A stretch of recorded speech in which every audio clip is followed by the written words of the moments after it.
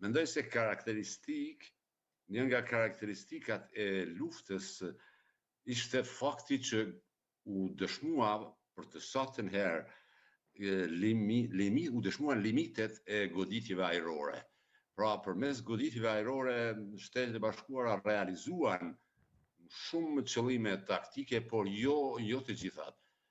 Nuk arritën të kapin uraniumin e pasuruar sasin prej 440 kilogramësh, nuk arritën të shkatrojnë sistemet e raketave balistike dhe nuk arritën të hapin ngushticën e Hormuzit. Por, në rastin e kur them limitet, goditjet ajrore kanë limite, kjo është dëshmuar edhe në rastin e bombardimeve të ish Jugosllavisë nga ana e Shteteve të Bashkuara në rastin e Kosovës në vitin 1999.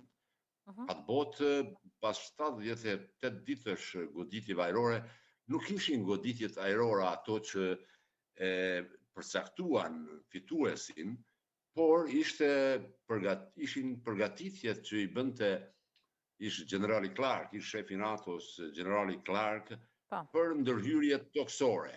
Vetëm pasi që Beogradi mori sinjalin që NATO kishte filluar fazën e përgatitjeve për ndërhyrje toksore, vetëm pastaj u dorëzua. Në rastin e Iranit është pak çështje pak më komplikuar, sepse një ndërhyrje eventuale toksore e Shteteve të Bashkuara kërkon minimum sipas independentit të Londrës, kërkon minimum 1 milion deri 1.300.000 ushtarë, dhe kjo do të ishte një Vietnam i ri për Shtetet e Bashkuara të Amerikës, dhe është evidente që ata nuk janë të gatshëm ta bëjnë një gjë të tillë.